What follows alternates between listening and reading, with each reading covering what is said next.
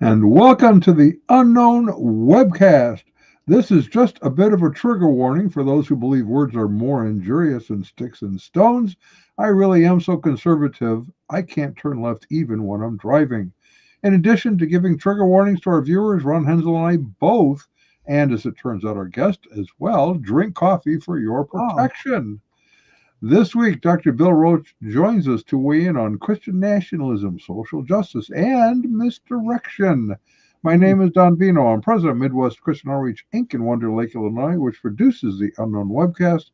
And our senior researcher is Ron Hensel, who will introduce the sponsors of today's webcast. And here is Ronnie Baby. I didn't know they had a misdirection beauty contest. When did that start?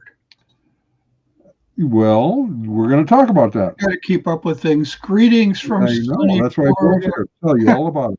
where the sun came out, saw the palm tree came out, saw its shadow, and now we have 12 more months of summer. Our sponsor for this edition of the Unknown Webcast is the Grievance Industrial Complex, because things are never bad enough already. The Grievance Industrial Complex. Our regular legal disclaimer, our guest on today's webcast, insert name here, that would be Dr. Bill Roach, has no connection whatsoever to any of the satirical content of the Unknown Webcast, hereafter known as the webcast, although we probably will not mention it again. This satirical content includes any and all commercials, end credits, puns, smart remarks, or anything else that might fall under the definition of satire. In the meantime, Midwest Christian Outreach Inc. bears no liability for or responsibility for anyone's opinions regarding this satirical content. Our regular announcements. Notice the opinions expressed on this webcast are ours and should be yours too.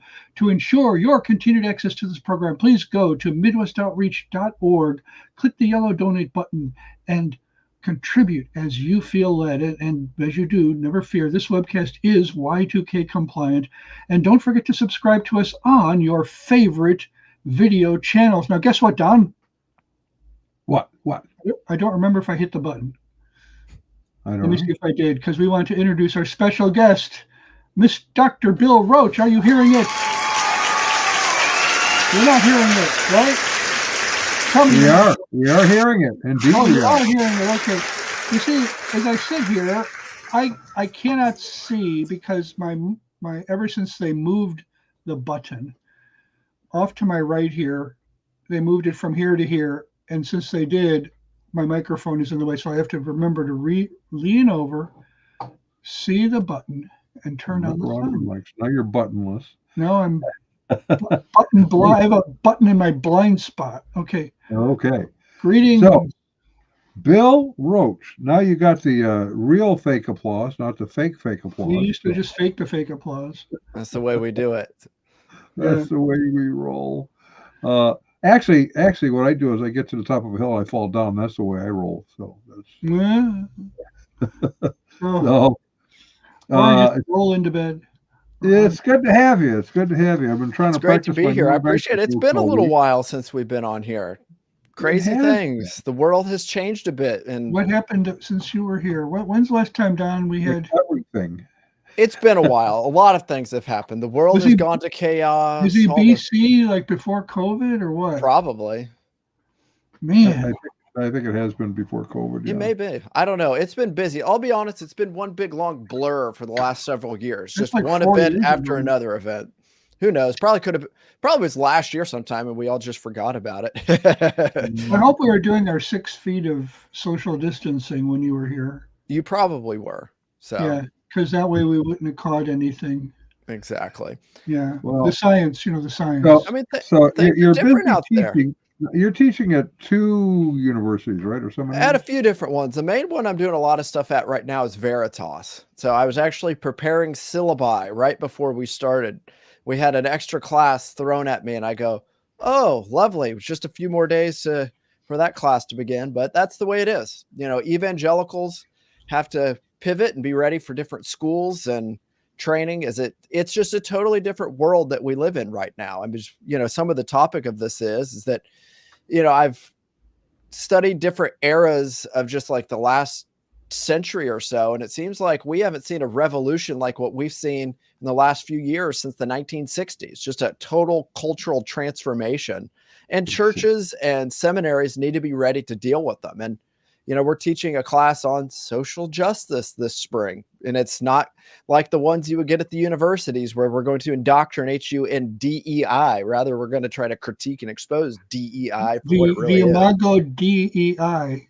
Exactly, the Imago Dei, but spelled the wrong way. Yeah. They're replacing it with the Imago critical consciousness and fake inclusivity and martial. Well, it's divisiveness, exclusion, and injustice. Isn't that what Exactly. it means? It's funny because, it's interesting.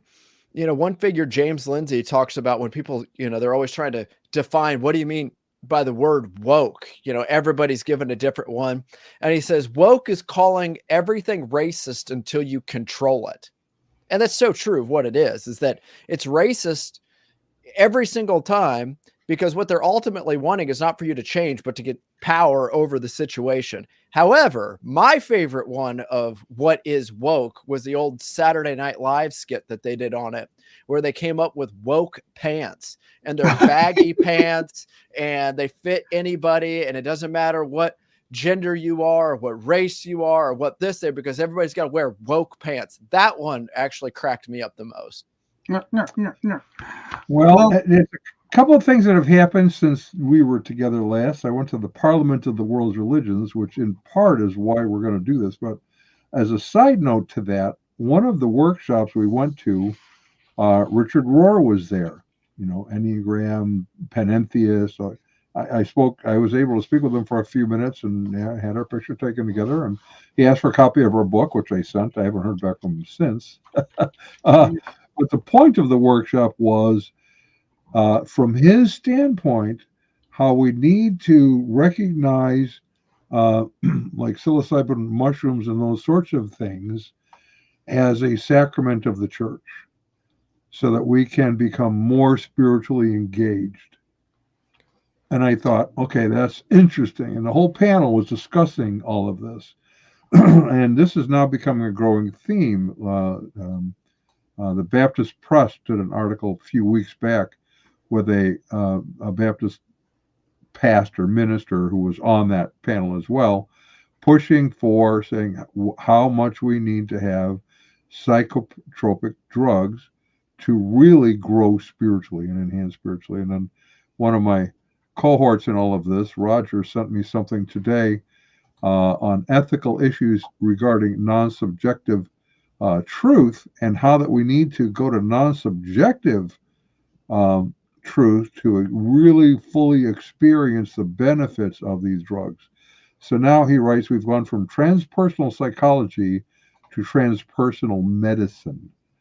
So this is kind of coming out in both the church and in psychology and that sort of thing.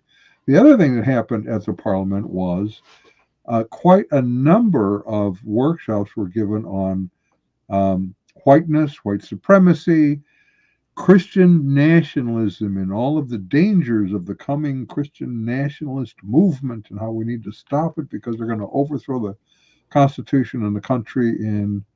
Okay. So my question is, and it comes from something you had written, people need to see how the terms Christian nationalism parallel the manipulations of social justice. What do you mean by that? Yeah, so here's what I mean by this is that, we live in a world right now, whether we like to hear this or not, evangelicals tend to live in a sub bubble. And I do think that it's a good bubble to live in, but we're not sort of engaging in the big flow of larger, broader topics and dialogues. What I'm talking about are the ones that are like controlling the media narrative and so forth. And when you look at the way that the education systems have functioned and the way that the media operates, we are definitely living in a postmodern world. So when everything's taking place, it's used off of subjectivity as it's driving epistemology. It's using power plays as its dominant methods of employment on people, not for a job, but the way that they're functioning and acting within it. Because so much of what issues of like Foucault and Derrida and all the others is that when you don't have absolute truths, then it ends up being power plays of whoever is right is the one who is has the most might in that regard. So what we talk about when we look at this is that we're living in a world where we are filled with different sort of manipulations that take place. And it's interesting because the real handbook of this is not, some book directly on critical race theory. It's not Ibram Kendi. It's not one of those figures. It goes back to the recognized Saul Alinsky. And Saul Alinsky's book on rules for radicals was he recognized it's very difficult to just like go down to the courthouse and get them to do exactly what they want you to do, whatever their progressive agenda may be. Rather, the actions that we need to get out of people, the real action is a person's reaction. So when you look at how these things function, is there's so much of the poking of the bear, hoping that the overreaction to the situation is going to prove itself fruitful. And then that's where they're going to make their target at. So isn't that what happened at Selma? That's what happened in so many of these different arenas. I mean, Selma was the one that I think became iconic. The fire hoses opening up on the marchers over the bridge. Exactly. It's those types of situations that figures like Saul Alinsky tried to get to function in these. Now, one of my favorite ones, like if you go read Rules for Radicals, he gives all of these different illustrations of it. And one of the illustrations that they had is that there was a situation, I want to say it was in somewhere in the state of New York when it was happening. I don't think it was New York City, but something like Buffalo is sticking out with it. I have to get the exact city right on this. But they wanted to make a change of policy as it related to the integration of different races coming to like the fine arts. So like ballet or different music, things like that. And one of the things that Saul Alinsky looked at is that they were going to have to do something so crazy to get a reaction to change laws and to change provisions and bylaws on these. And this is straight out of his book. I mean, I'm not making any of this up. And one of the things that he talks about is that the group of people that you're going to work with, the community organizer in this regard, you got to have some kind of connection with them. But then you got to make them feel comfortable. But then you got to do something that's so absurd that people don't know how to react to it. And their overreaction is what causes the change. So this is what he did. He went into what he called one of the ghetto communities in the book, and they put on a barbecue. And he said, what we did is we fed these people all of these baked beans over and over and over again. This is a scene out of Blazing Saddles here. Exactly. And then what they did is they said, we're going to show up at one of these events and we're going to protest or something. Well, what they did is they actually went out and bought a bunch of tickets, pre-fed them before they came in. And you know what the recipe is going to be.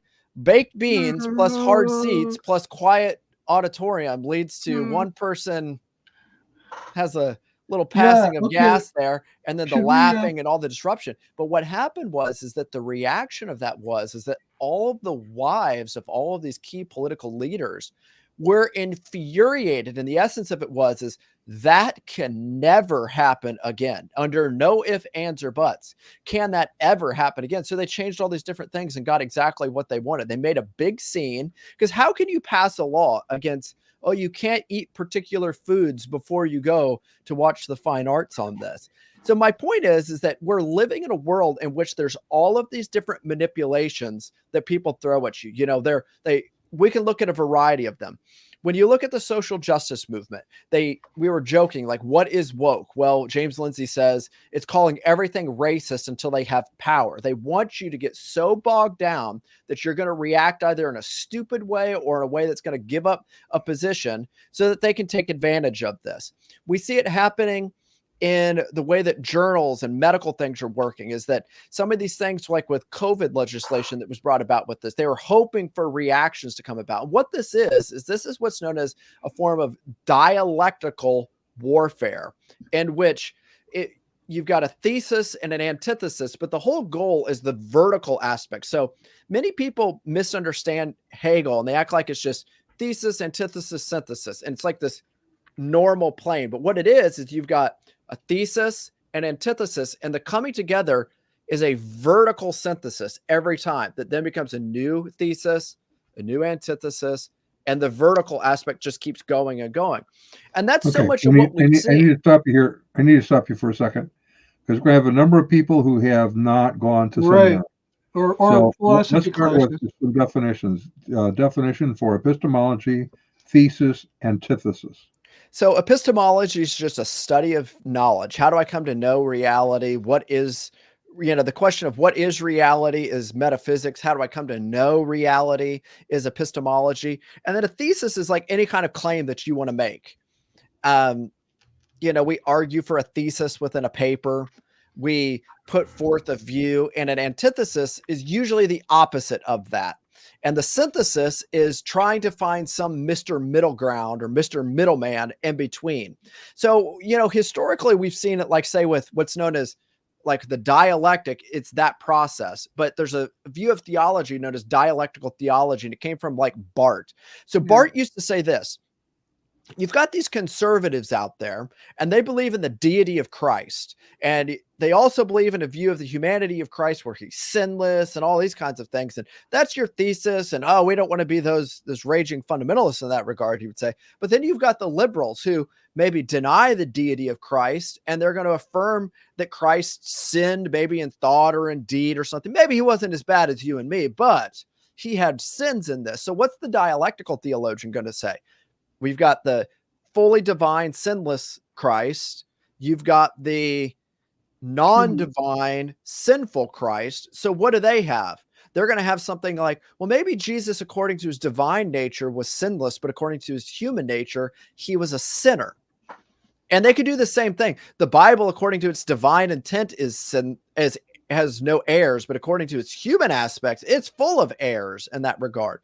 And this is what we find, is that you're seeing that people are making these plays back and forth with the ultimate goal of making a fundamental change in what they're putting forth. It's not that it's just you have A and B and then C is some middle ground. C is a whole new thing with it. Well, shouldn't we note that with both Hegel and Marx, this dialectical process, it was a historical process in which we're talking about social change. Exactly. Change. Yeah. Exactly. And see what's going on with, Marx was picking up, Hegel was a dialectical idealist. Marx was a dialectical materialist. Yeah. And it's interesting because a lot of people, when they look at Marx, they say, well, isn't Marx just a person who's looking at economics within, the broad sphere? And the answer is no, he's not. Marx is actually giving us a full-blown religious understanding of reality, because when you look at it, you've got the bourgeois and the proletariat. And what happens is you see these struggle sessions that take place in between them. And that's part of the dialectical process. Like, you sit there and, oh, that's so bourgeois of you. And the point is to put a label on you, to try to get you to want to distance from it. That's the thesis. That's exactly the thesis. And now the antithesis of that would be you're part of the proletariat, right? Yeah. And what's the synthesis? Marxism, the utopian goal. The synthesis is the dictatorship of the proletariat under Marx. Exactly. So what's interesting is that Marx is giving us actually a full religious understanding of what is human nature, how does it function, what's its true problems, but then his answer is ultimately his idea of what salvation is. Salvation is found in the utopian concept of it. And that might be his full, the rise of the proletariat to undermine the bourgeois concepts. And what's interesting is that he's using this as a dialectical concept for power, just like lots of postmodernism is using aspects of dialectical ideas for power. And then when you look at the history of how these things function, there's a key author that's recently been published. She's been speaking lately, but her name is Chi Van Fleet, spelled K-I Van Fleet. And she's a woman from China, and you'll see her all over Twitter. I mean, she'll have like pictures recently of when she was holding Mao's little red book, and she was raised in this. And when you look at what went on within sort of the Soviet Union and the rise of Marxism, and you look at what went on within Mao's communism, it's really the same thing, just given a Chinese flavor. And the point is that you start to pit people against different individuals with the ultimate goal of eradicating those two for some goal that's to take place. And how do they get those to take place? Well, through struggle sessions, through excommunication of people as a former struggle session. They get you and your family and your broader family to be like, hey, you got to go along with, you got to be for the people in this regard. And it's interesting because if you take what went on in the Soviet Union and you take what went on in Mao's China, and you ask yourself, well, what's going on in the United States today? And she answers that question. You're living through a communist revolution.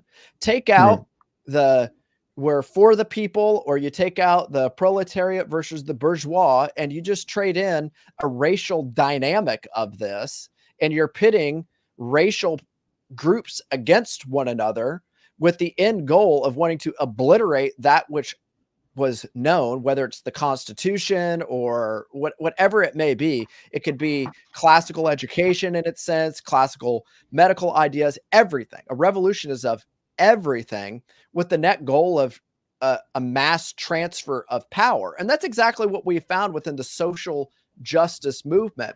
And what so many of us have argued is that, you'll see where we're going with this, is that if you have constitutional liberties up at the top, and, well, we had a shift going on there.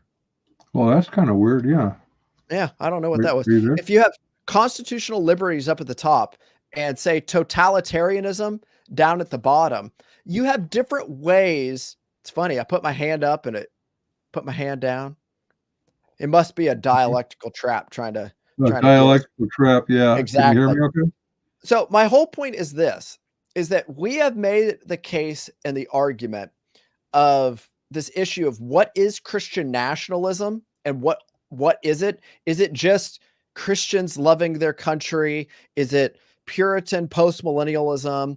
Is it this idea of a liberal understanding of society, of which like Woodrow Wilson and his ideas of what it means to have a forward international looking country? Is it Lincoln's idea of, overthrowing the past, or a manifest destiny and all these things?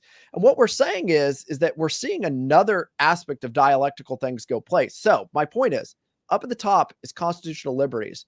The left has been arguing through the woke agenda and the social justice agenda, all of these different levels and all of these different degrees to get down to the bottom of ultimately eradicating constitutional liberties and different freedoms for the West or the American people. But what's the reaction side of this? What's been the other side of this? And we've ultimately argued this idea of what is becoming a variety of different forms of Christian nationalism represent this, because ultimately you have a lot of these people who are saying, well,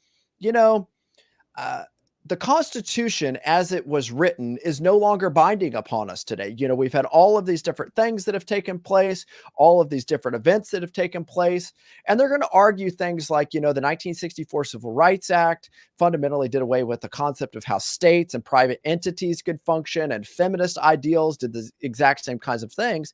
So what we need is we need a new founding of how things should operate. And what that new founding ultimately is that it is an understanding of the state that doesn't uphold our classic constitutional liberties, but it wants to replace them with a form of totalitarianism that's come about. Right. And that's where the debate comes down, is there are levels and there are degrees of this. There are some people who could be fitting the term of Christian nationalists, and they love God and they love their country. But what I'm arguing for is that the dominant understanding of that view, the movers and shakers of the people on the right of this view, are not just God and country. I love Jesus. I want Jesus in my country. I want Christian leaders. What they're ultimately arguing for is that the Constitution, as written, as historically understand, has no real binding effect through a variety of legislative means and social issues and so forth. And that what we need is a new understanding, a new founding of this to take place. And there's your dialectic.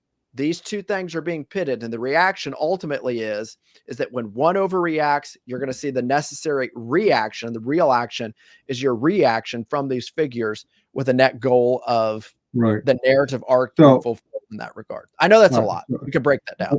Well, it is. So I want to walk backwards a little bit to say, okay, now how does this apply to the average person in the pew, for example? Okay.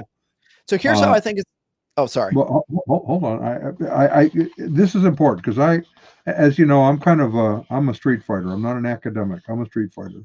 So I need to deal with the things that we find in everyday life of the individuals sitting in the church pews and going to school, whatever, because they don't understand. They don't like being called Christian nationalist as though it's a bad word.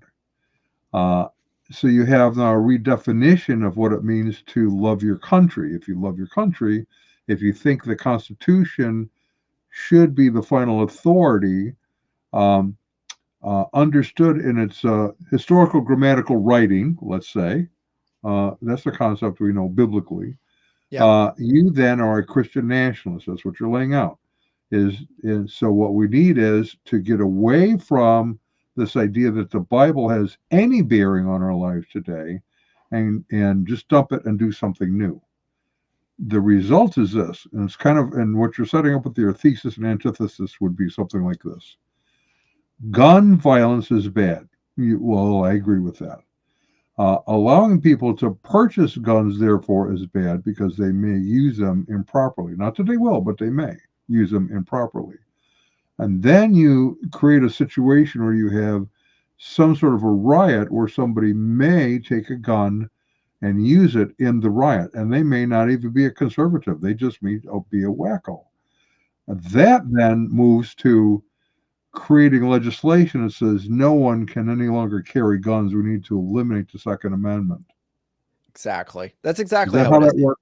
Yeah, that's exactly how it works in that regard. And we see it happen all the time. Your reaction is the real action. And then you also have to ask yourself, would you be seeing the types of things happen if we just stopped reacting to them?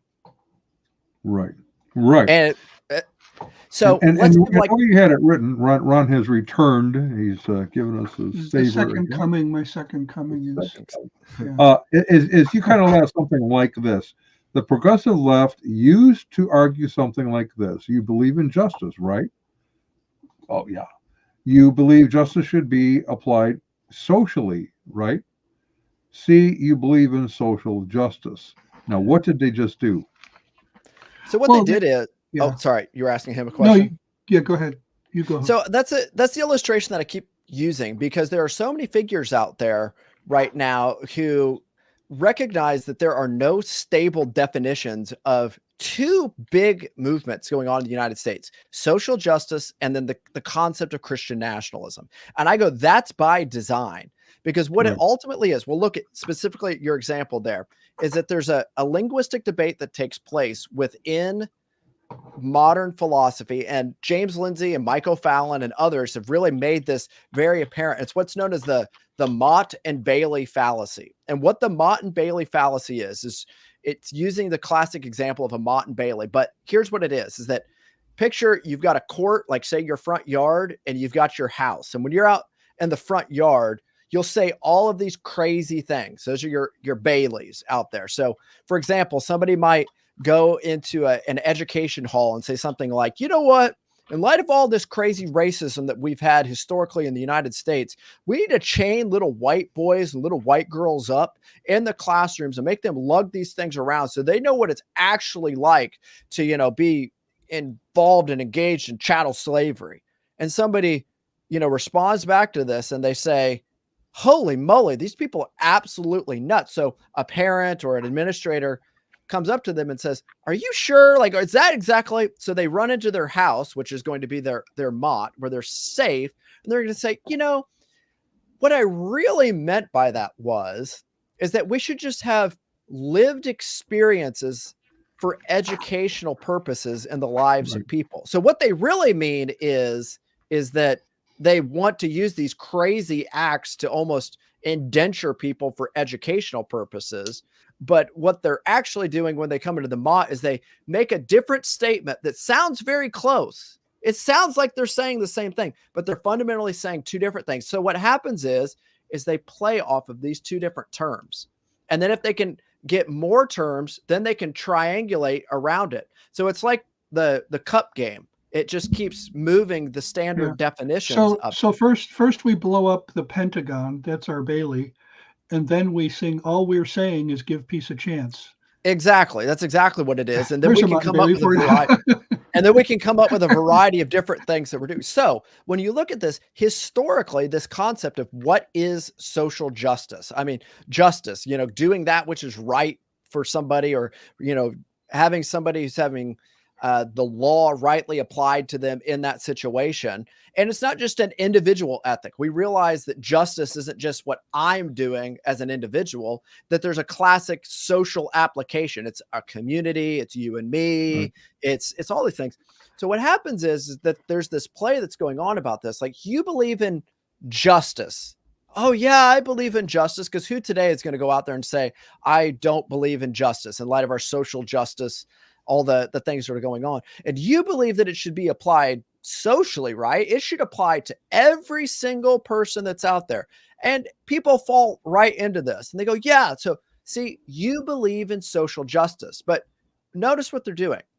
They're not defining what they really mean by justice. They're not really defining what they mean by social, but whatever they're giving you, this new idea is a label that you're willing to put on yourself with all Right. of the trappings put in place. So then, So they're getting you to agree to an equivocation fallacy. exactly. And then when you agree with an equivocation fallacy, you are fundamentally not allowing a true definition to be put on you, and they can manipulate you left and right with that equivocation game. And it doesn't just have to be you. It could be the media, it can be a church, it can be a Right. classroom. And that's precisely what happened with this whole social justice movement, because what they mean by justice is actually a form of injustice or equity, which equity is just social Marxism. Point Right. point It's blank another on this. redefinition. By the way, one of our sponsors kind of deals with this because you don't want to become Right. a Well, you casualty. want, if you're going to go along with all these equivocation fallacies, you really need to know, you really need to know what you're doing, right? For That's somebody to right. fall. Well, That's right. this is what our sponsor, they have a particular approach to this that people might find interesting, because recently in an emergency meeting at the Toxico Corporation, project leader Stu said, these protests are delaying our project and killing our bottom line. Foreman Larry said, all this over a few million dead fish. PR spokesperson Pam said, yeah, we're the real victims here. Meanwhile, across town, a hedge fund manager consults with his lawyer. I feel so left out of the culture wars. I can't afford to be left behind. But where do I find the right victim status to bring me the professional success I'm looking for? Meanwhile, Phil is meeting with his career counselor. I've come to the point where I realize I don't have enough intersectionality on my resume. Do you think I should consider gender reassignment surgery to boost my job prospects?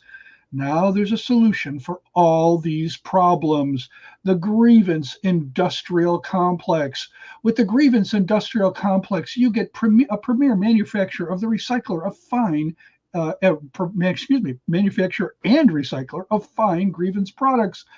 They provide grievances customized for your political, economic, and social goals, and they work closely with you throughout the design and implementation process to ensure your satisfaction.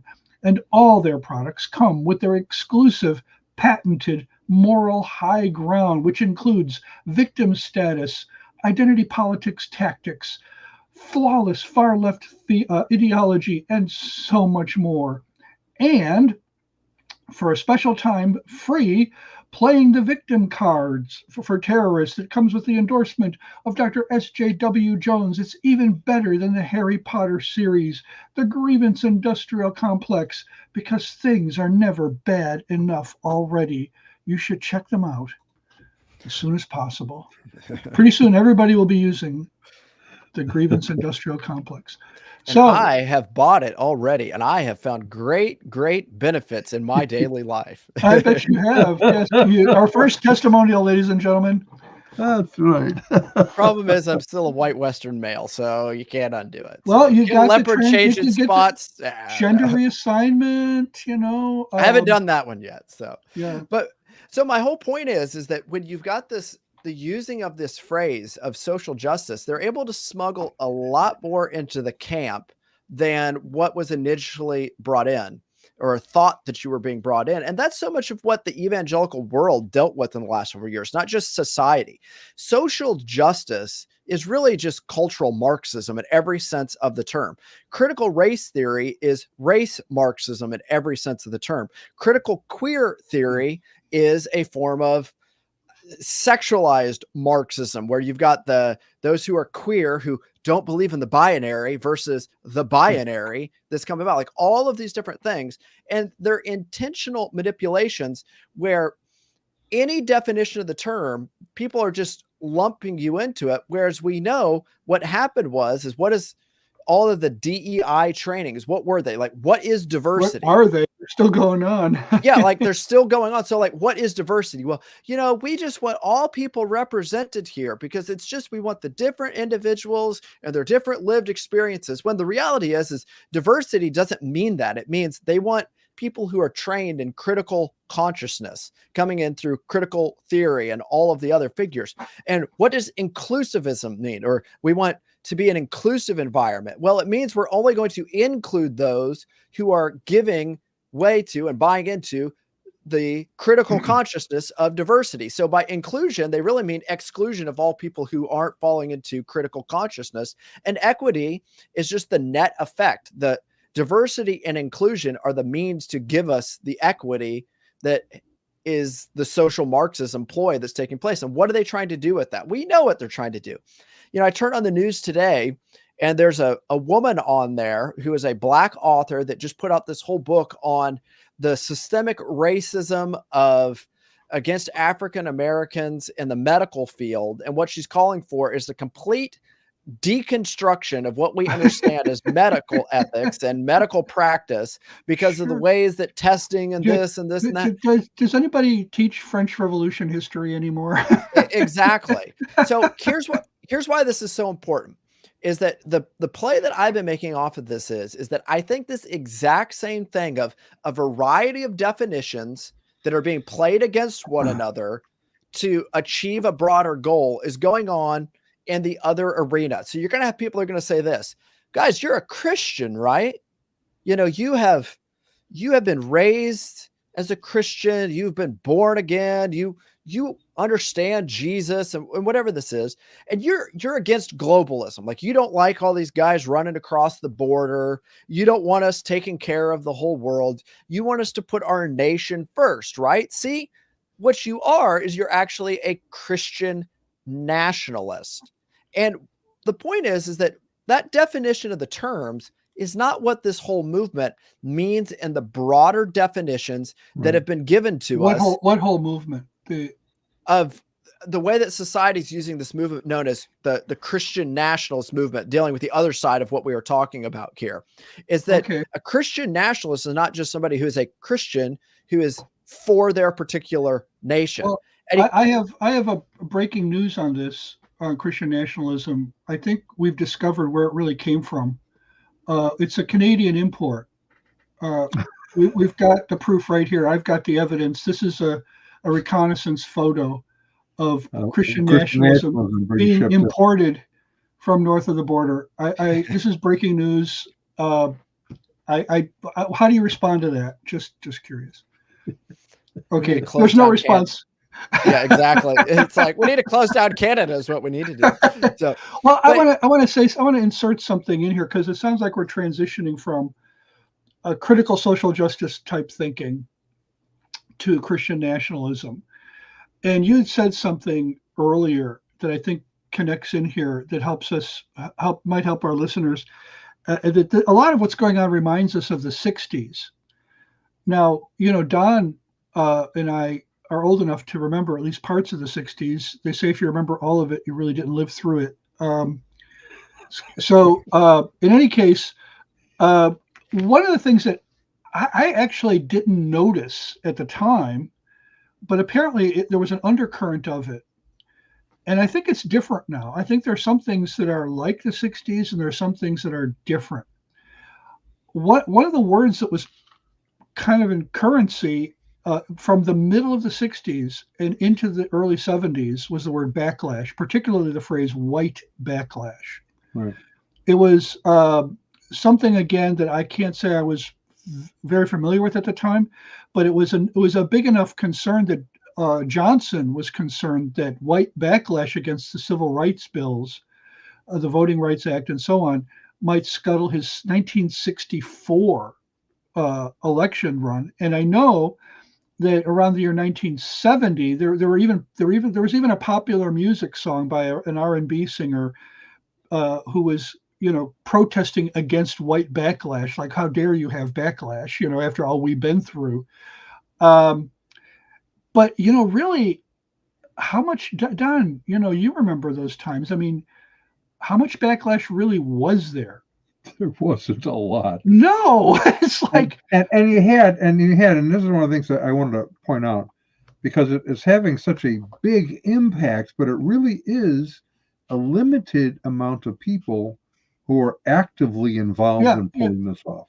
Well, you're talking about Christian nationalism or SJW? Just this whole right. cultural transformation. Everything is a minority of everything is squeaky wheels getting the grease, in my opinion. Right. Because what Nixon did in '68 was he appealed to something called the silent majority.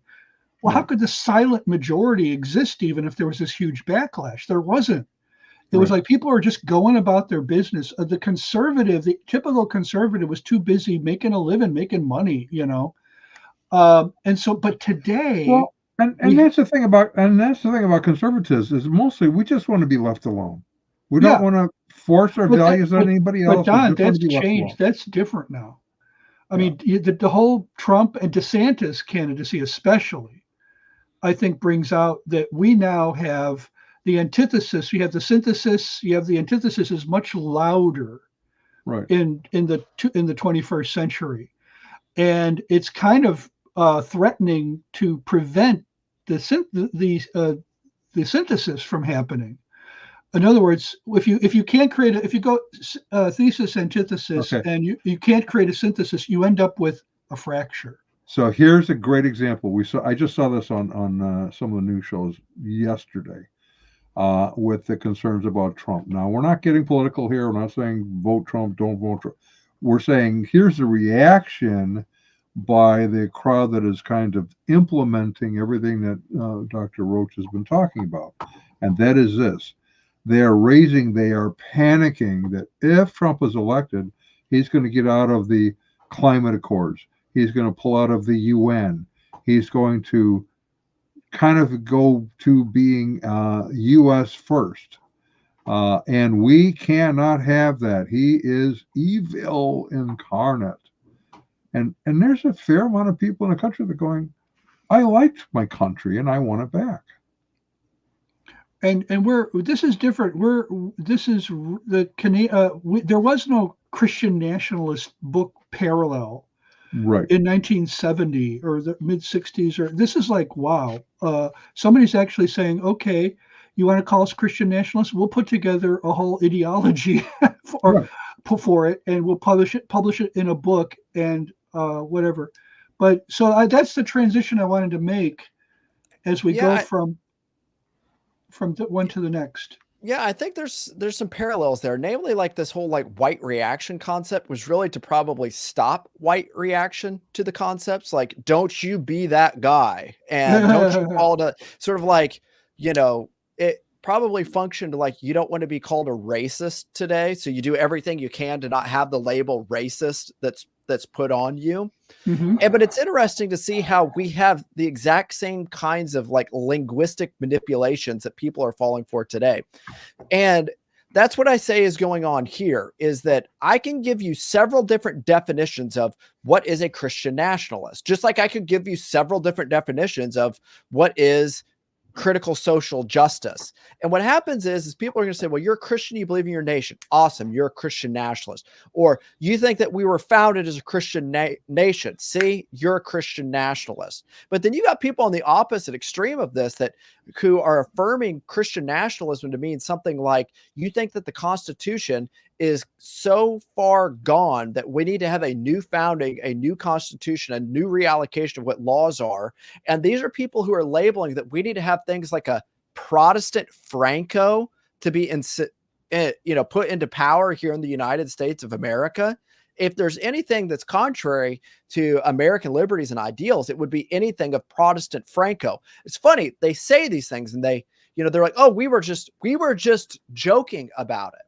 But then when you go read one of the classic texts on this, you have one by a guy named Andrew Torba, and he's specifically calling for what is known as an integralist understanding of the state, Catholic integralism, of which Catholic law is functioning as the law of the land, and that you have the enforcement of religious ideals by the state in itself. So in that regard, it's doing away with freedom of speech and freedom of religion. Now, he's not a Roman Catholic. He's he would consider himself a strong Protestant Reformed Christian in this regard. And, they go back and they're airing into the halls of the Reformation and the magisterial reformers. And we want Calvin's Geneva and all these kinds of things again. And that's one expression of it. Another expression of it comes through the book titled The Case for Christian Nationalism by Stephen Wolfe, who is unique in that he tries to give us a natural law approach to this. And I said, Stephen's going to be unique. And before I even read his book, I said, he's probably going to say a lot of things a lot of people would agree with about virtue ethics and virtue within your family and virtue within your society and the role of the church. I said, where he's going to get in trouble is going to be in the way that he tries to apply it. And he goes so far as to say things like this: we're going to create this Christian nation. And what are you going to do with people that differ with you? Say they're an atheist or an agnostic or whatever. And he says, we need to imprison, kill, or banish them, quote from his book in that regard. And I just go, if we're willing to do that, if we're willing to put out rhetoric like that, I can see how there's going to be a necessary legal reaction coming down from the state against these. For sure. Because they're going to start to function like little, you're a city on a hill, utopian society that wants to completely do away with religious freedom and freedom of speech, just bedrock rights given to us within the United States of America. And they are right. And what they're missing in this is, prior to all of this really becoming what it is now, you could be a Christian, live in this country, and pretty much be left alone. You could be an atheist and live in this country and pretty much be left alone. You could be, they did have anti-homosexual laws, but they were rarely ever enforced because you just basically lived your life. That's what you did. We don't have that luxury anymore. And what happens in the process of everything you've just laid out is something that we haven't touched on in this, Kafkaism, where if you are accused of being something, whatever it is, and you deny it, that only proves that you are that, and then they add other things onto the mix. So, I'm not racist. Both sides have their Kafka trap. The left has their Kafka trap.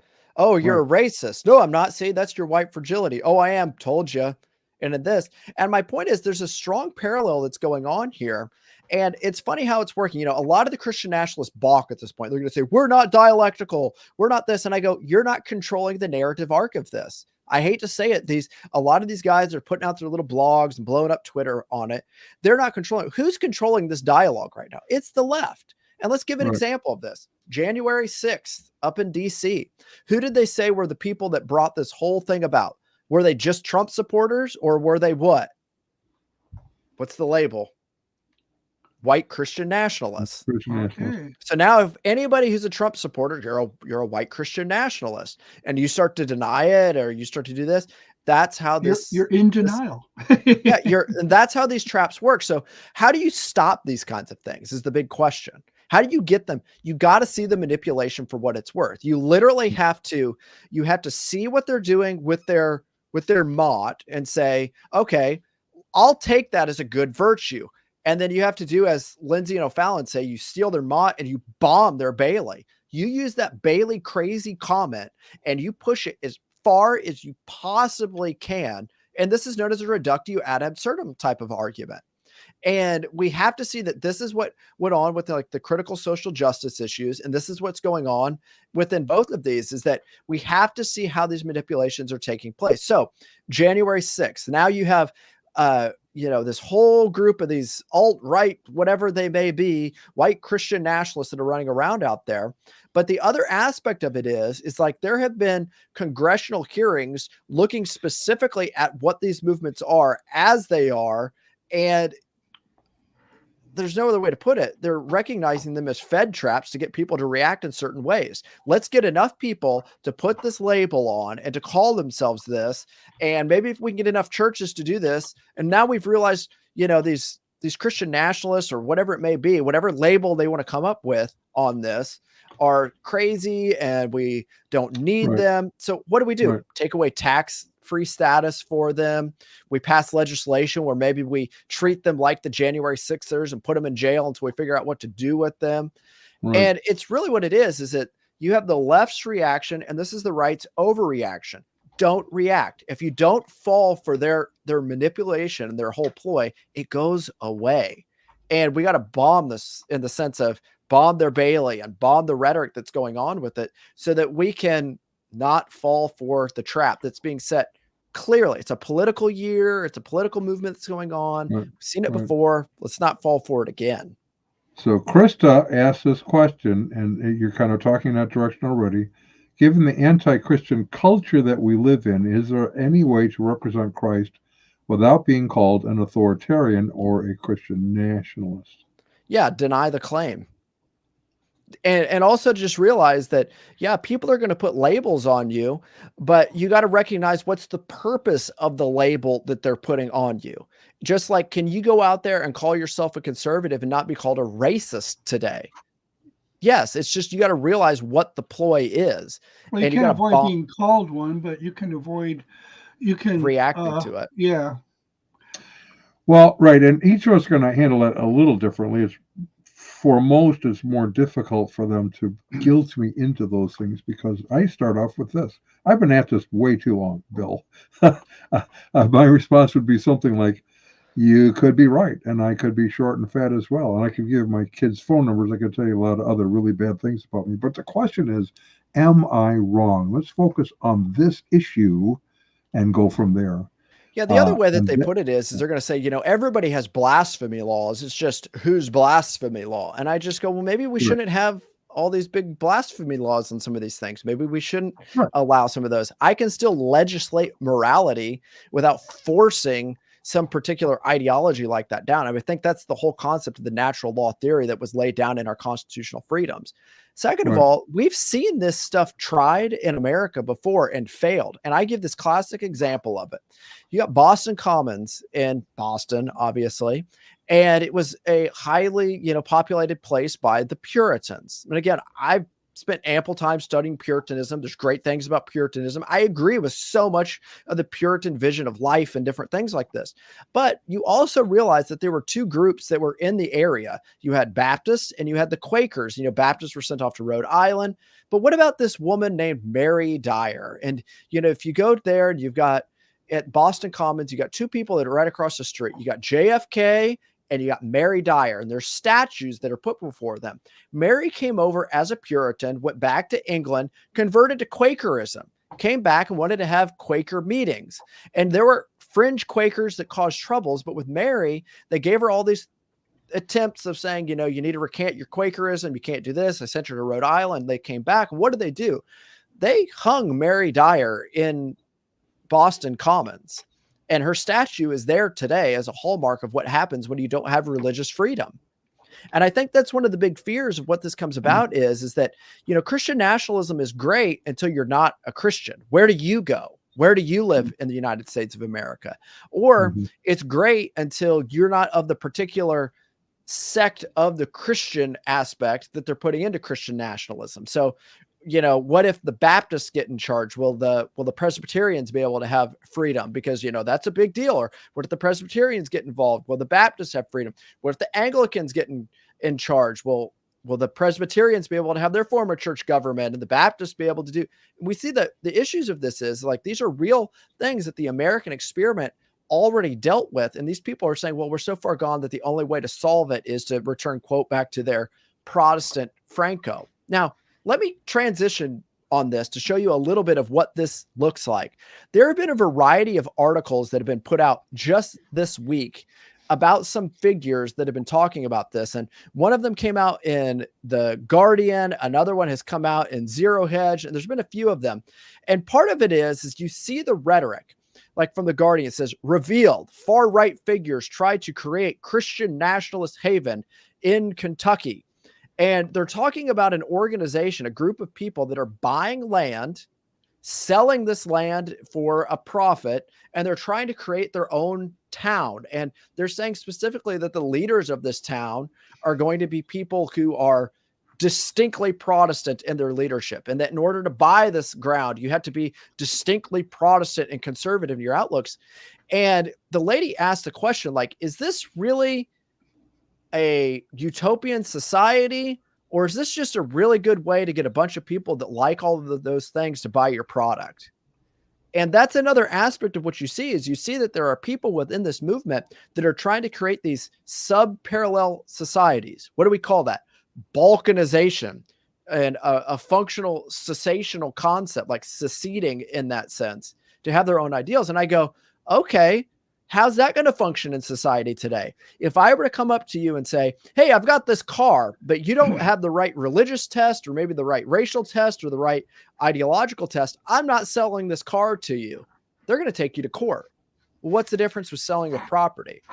There is no difference on this. So these are movements. I could give you the articles that are there. And it's just, that's how this is being used. That's the stream manipulation of it. And again, it's the reaction that they're looking for.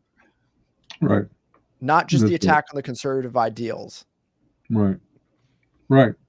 So Chris's comment back, by the way, was don't take the bait, as in don't tear down a satanic statue, even if you disagree with it. Right. Because then we have bought into their thesis with an antithesis that's going to go, you see, you cannot trust conservatives. They really don't believe in freedom of religion. And see, this is what's interesting about this manipulation of the use of this. And this is why it's so important, is that Turning Point USA with Charlie Kirk, and I've worked with Charlie Kirk on an event before, and Charlie Kirk saw that event of what happened in Iowa with the destruction of that satanic statue that was there. And he said something under the effect of, if this is Christian nationalism, when they hacked the head of it, we need a lot more of it. And I just go, oh, that's not a good thing to say, Charlie, because right then and there, you're just justifying the destruction of property and religious property in particular, all under the heading of we are triumphing with Christian nationalist principles or Christian principles in society. And if you react that way, they're going to say, you know, that's nothing more than boomer con, you know, politics, which is funny. Boomer con sounds a lot like bourgeois politics, doesn't it? Bourgeois, boomer con, all of these, you see how it is? You see how the labels can work on this. And one thing that we had is that Jenna Ellis and I were working on this, is that I'm not willing to give up these things and have like a special set where Christians can do stupid things like that and not have consequences. But what if it's a Muslim mosque next? What if it's a Buddhist, you know, temple that's next? And people say, well, that's a slippery slope. And I go, not according to your literature. It's not a slippery slope. Exactly, you flat out say that. Your literature explicitly says that you want to do these kinds of things. And one of the things that they say is that one author says, this is our form of a holy war. And I'm like, it's funny. How do you say that in Arabic? Jihad.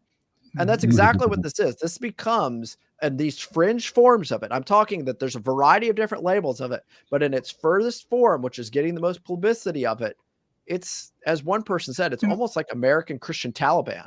You know, and that's, go ahead. Nope. I'll let you go. Like Rush Limbaugh had this phrase that he popularized, low information voters. And I think really the truth of it all is that we have a low information society. We do. And in a low information society, rhetoric rules. Yep. Don, I'll just never forget. It was a very instructive experience when that local Fox affiliate in Chicago wanted to interview me after the Hale Bop,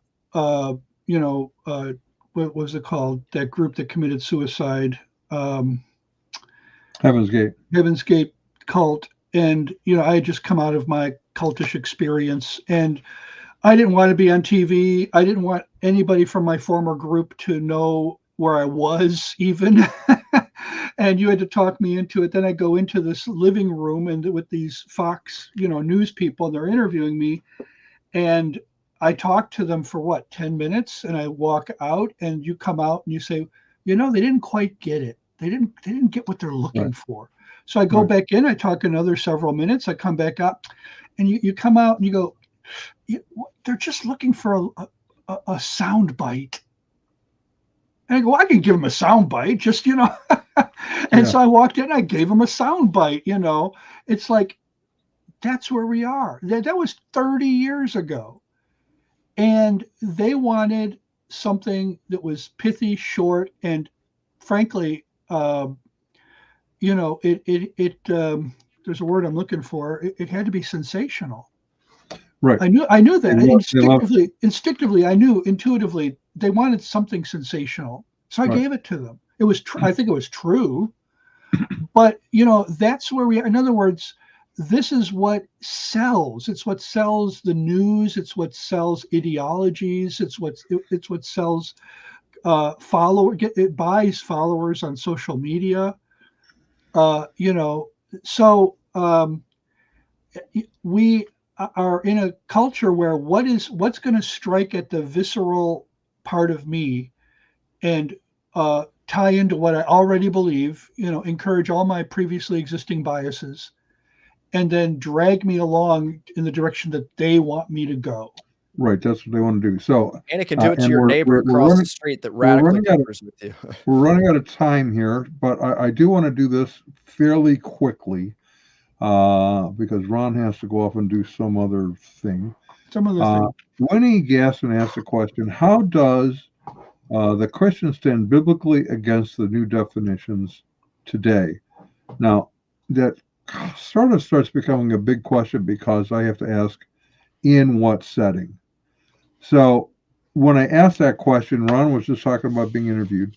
I've done a lot of interviews over my years, and most of the time they will give you a vague question. I never respond to it. I always ask, what do you mean by that? Because I want them to give me a specific question that I can then respond to. That can give them a reasonable soundbite, but one in which I have control of. The same thing is true here, Winnie, is in one-on-one interaction, you can do more with that. When they throw something out like you're a Christian nationalist, the question is, well, what do you mean by that? So that I can respond. That gives you more ability to control the narrative and how you're going to respond to the question. Bill, what do you say on that? Yeah, I would say that too. And I also think, like, specifically, I think of the two that I'm most concerned about, we were talking about these two different movements. I'm more concerned about the fact that the woke movement has had way more inroads into culture than this other one. I honestly think that this other one's just a bunch of fringe guys that are looking to make $1. And after they've made their money, they're going to move on. And Christians, I'll say probably the two books that represent my idea of like Christianity and culture and politics are Legislating Morality by Norman Geisler and Politics According to the Bible by Wayne Grudem. I think that they have great summaries of where I would stand on how to deal with the political situation that we find ourselves in today. However, with the woke issue, I think what we have to see from it is that you just have to understand that you need to have, one person has put out a whole thing called translating wokish, and realize that they give us these positive, good terms, but you have to understand the history of how those terms and what they're trying to use those terms for. How are they trying to manipulate with them? So, like, for example, if you walk in and say, well, I'm against diversity, they're going to play the game of, well, you don't like all people being represented here. It's like, no, I'm against, Herbert Marcuse's understanding of critical consciousness that dominates the way that I not only interpret reality, but have to interpret reality. And if I don't agree with you on that, then, well, I am not included in your little group. And then I fall under all of the issues and all the rest that goes with it. So I think what we have to do is we have to understand, how are they using the term in each different kinds of setting, and you can't let them play off. You got to literally stop the game from taking place. So how do you do that? You got to do your research on it. You have to understand. So who else does this? The cults do it all the time. What do you mean by Christian? What do you mean by Jesus? And it just takes a little bit more effort than the surface level definition of a term. Well, it is. And what you did is something that, as you pointed out, Jesus, that we advocate a lot. Most of our teaching early on with people is this: ask questions. Don't assume, ask questions. And as they tell you what they're talking about, what's on their mind, then it gives you other questions to ask so that you can get to what the actual issue is that you're going to deal with. Don't just react to a general question. You're going to get in trouble. And with that, guys, Ron, can you walk us out of here? I can do the walk. Let's do that. Our resident cult leader profiler is Neil before me. Our wardrobe manager is See How It Fits You. Culinary services are provided by Chef Ham and Cheese. Our tinfoil provisioner is Just in Case. Jehovah's Witnesses coverage comes from Armageddon and Deopposer. Our Mormon archives manager is Polygamus. Our liberal denominations bureau chief is Lucy Goosey. Our transgender issues coverage comes from Ben Hur. Special correspondent for cults based on the Hindenburg disaster and flying turkeys, OD Humanity. Our fact-checking supervisor is Joe Pulling. Our technical assistance comes through Mercury Research. Our legal advisors are at the law firm of Dewey, Cheatham and Howe. Our grievance resolution director is Giovanna Pisami. Our director of privacy assurance is Wiretapping. And original idea sourcing comes from Drew A. Blank. The Unknown Webcast is a production of Midwest Christian Outreach, Inc. in cooperation with Emergency Manicure Productions, both of whom are solely responsible for this content, although you will never be able to prove that in a court of law. Never happened. Okay, guys, it's been a blessing, and everyone else, we will see you next week.